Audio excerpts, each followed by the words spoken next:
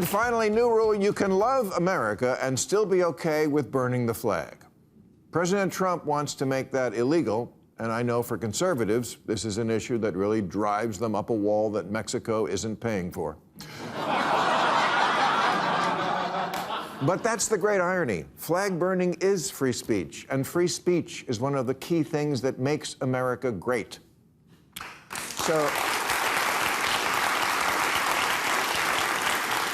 So now that I have you on my side on that issue, don't be a hypocrite and defend attacks on speech from the left, because you either get the concept or you don't.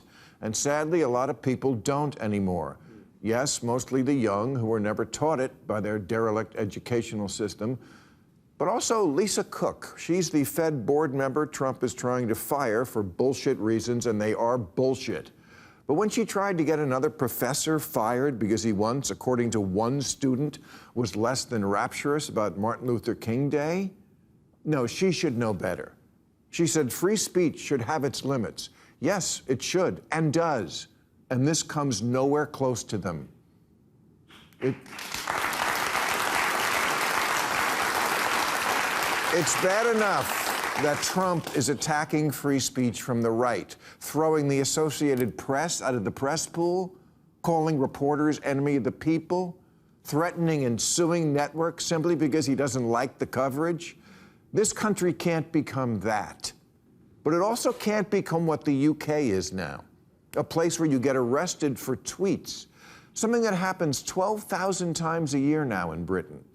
Last week, the Irish sitcom writer Graham Linehan, who's won an Emmy and 5 BAFTA awards, got off a plane at Heathrow and got arrested by 5 British cops. Not because he was selling drones to the Houthis, just because he's a crank who spends way too much time online ranting about gender ideology, which is an odd obsession for a comedian from across the pond, because if men weren't allowed to dress as women, British comedy wouldn't exist.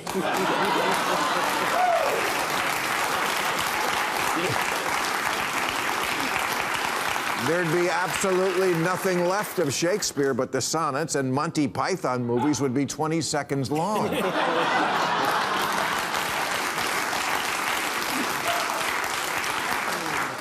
But in the words of that great Brit, Ricky Gervais, if you don't believe in a person's right to say things that you might find grossly offensive, then you don't believe in freedom of speech.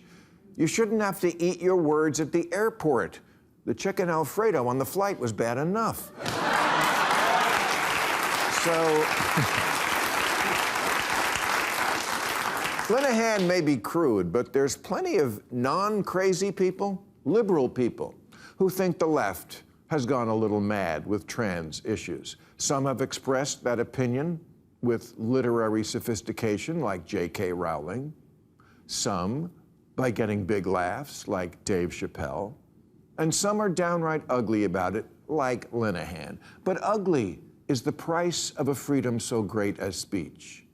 Trump tried to disappear someone for writing an anti-Israel op-ed in a student newspaper, which I found offensive, but I still would go to the mat for that person to be able to print it. And we can fight Trump on this because we have a First Amendment. England does not. And the fact that they don't, that's not a feature, that's a bug. And it's a bug that's going around Europe now. In Germany, a guy called a politician a Pimmel, which is the German word for dick, and it triggered a police raid. What a Pimmel move.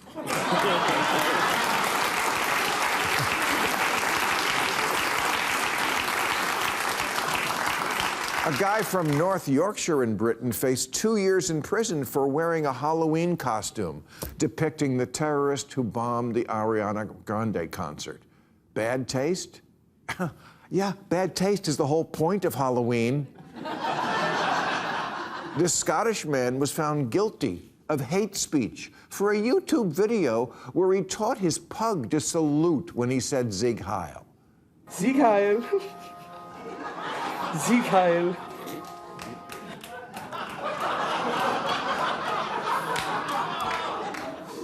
Elon Musk watched it and said, I don't see it.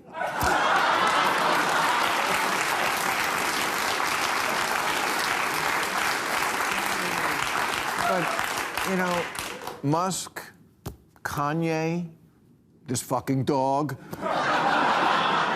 They're all wrong, and they all have the right to be wrong.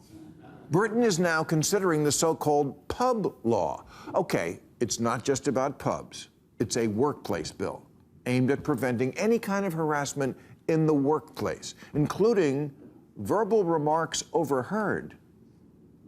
Okay, problem is, a pub is a workplace. So is a bookstore. Would a major chain like Waterstones risk hosting a book signing by a controversial author like J.K. Rowling? And pubs? People go to pubs for two reasons: to drink and to exercise their inalienable right to talk shit.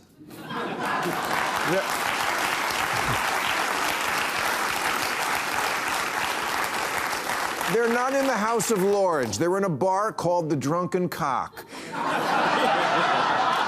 Any Brit will tell you the food is awful, the weather sucks, but at least you can call each other a cunt. And now that's gone? It's like making a rule at the dog park: no ass sniffing.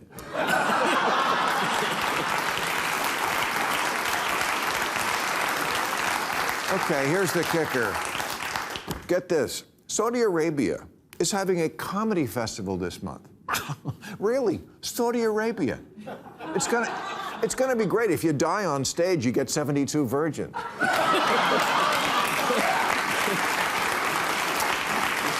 And Chappelle is performing. If you told me years ago that Saudi Arabia would be cool to have Dave Chappelle speak, and England might arrest him, I would have said, "What are you smoking?"